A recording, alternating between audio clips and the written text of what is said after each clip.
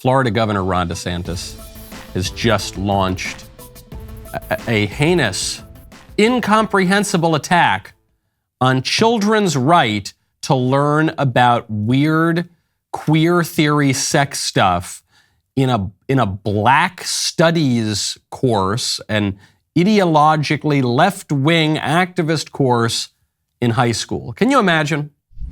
This course on Black history, what's one of the lessons about? Queer theory. Now, who would say that an important part of Black history is queer theory? That is somebody pushing an agenda on our kids. And so when you look to see they have stuff about intersectionality, abolishing prisons, that's a political agenda. And so that's the wrong side of the line for Florida standards. We believe in teaching kids facts and how to think, but we don't believe they should have an agenda imposed on them. When you try to use Black history to shoehorn in queer theory, you are clearly trying to use that for political purposes. Ron DeSantis is doing exactly the right thing here. This is great that he is banning this Black Studies course. Frankly, even if it weren't teaching queer theory as part of it, he still should have banned the course, because Black studies, African American studies, it's not just a regular old history course. It's not a regular old cultural history or military history or any serious study of history. It is a derivation of critical theory, and it is essentially just leftist radical political activism. That's true of pretty much all of the studies departments. All of the gay studies, women's studies, Black studies, all of the studies departments that cropped up in the second half of the 20th century, they're just radical leftism, okay? And they're academically not rigorous at all, and they poison people's minds and turn their brains to soup. So it's good that this is being kicked out of the high schools. However, the argument that Ron DeSantis is making here is not totally right. It might be politically effective, so I don't begrudge him that, but it's not totally right. Now, one thing that's great, Ron DeSantis used to say, we don't want to teach students what to think, only how to think. And you'll notice in that speech there, because I have tried to correct that point a little bit before, and I think some other conservatives may have too, and you notice he changed it a little bit. He said, we want to teach students facts and how to think. That's an important correction. Because that's not the same as saying we want to teach them how to think, not what to think. When you say we want to teach students facts, you're saying we do want to teach students what to think. And by teaching students what to think about certain facts, about certain things, then we are thereby teaching the students how to think. But the point that DeSantis made is all of this is what education is about. Education is not about pushing a political agenda. And in fact, DeSantis, when he posted that clip, he tweeted that as well. He said, we do not think that education should be about pushing a political agenda. That might be an effective piece of political rhetoric, but it isn't true. And we should all at least be aware that education is, in fact, about pushing a political agenda. That is the point of public education. Public and political mean the exact same thing. Political is another word for public. It's the stuff that we all do together, not in our little private lives, not in the recesses of our own mind, but together. So when DeSantis says education is about pursuing truth, not about a political agenda, he's half right. It is about pursuing truth, but it is also about applying those truths to the political situation. Education is about creating citizens. Education is about inculcating a civic spirit in people. Education is about creating the next generation of Americans who are going to build up our country and live together. Education is how we are raised, and the question of how we are raised and how we behave and what we believe and how we view our fellow countrymen and how we view our country, that is a deeply political question.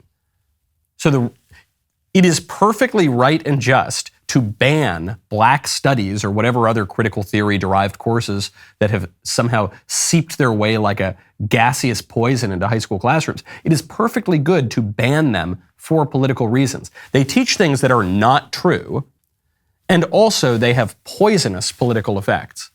And the only reason that the libs want to put those courses into the high school classrooms is because they know that education is political. The libs are right about so many things, at least in the abstract.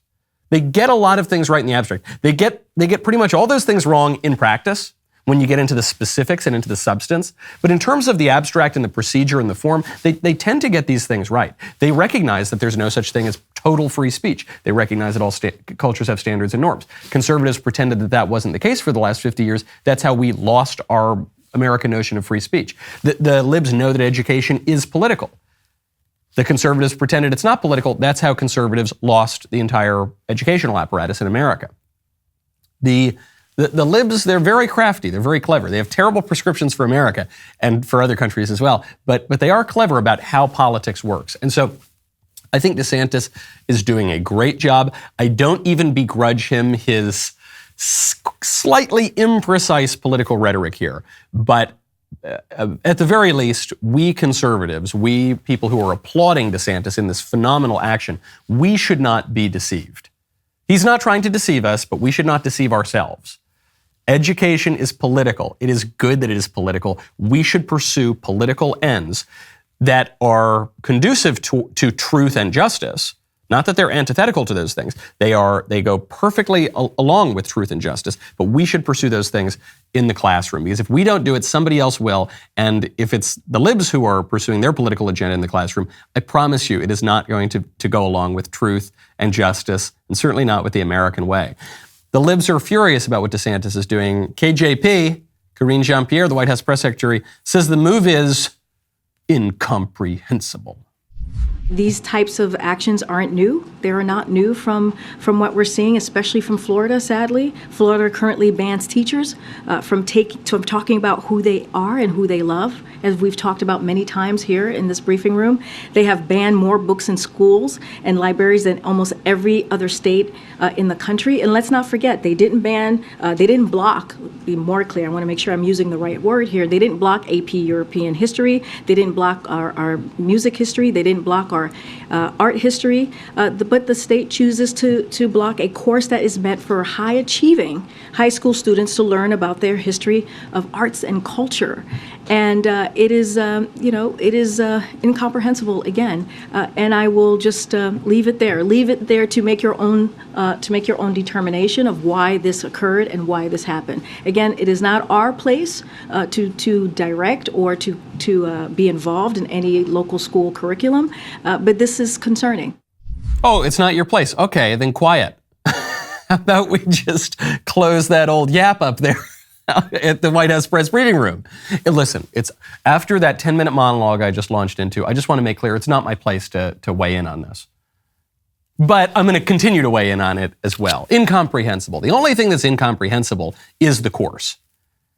And the way that the libs are portraying this, that this is about teaching the history of black people, it's not. That's just a complete lie. The course includes books such as Kimberly Crenshaw's Mapping the Margins, Intersectionality, Identity Politics, and Violence Against Women of Color.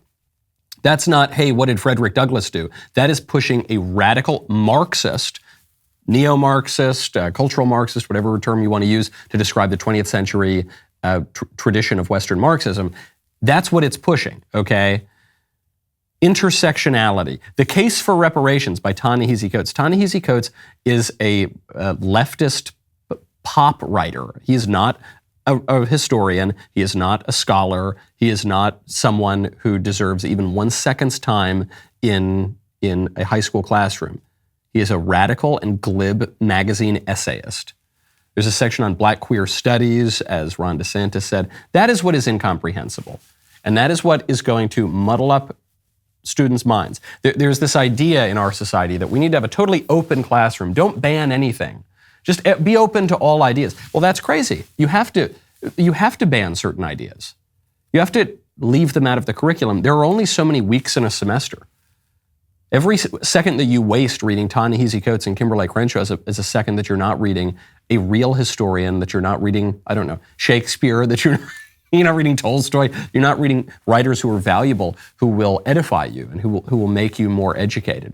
Every second that you waste in a math classroom being taught that 2 + 2 = 5 is a second that you're not being taught the truth, which is that 2 + 2 = 4. We have to ban 2 + 2 = 5 out of the classroom.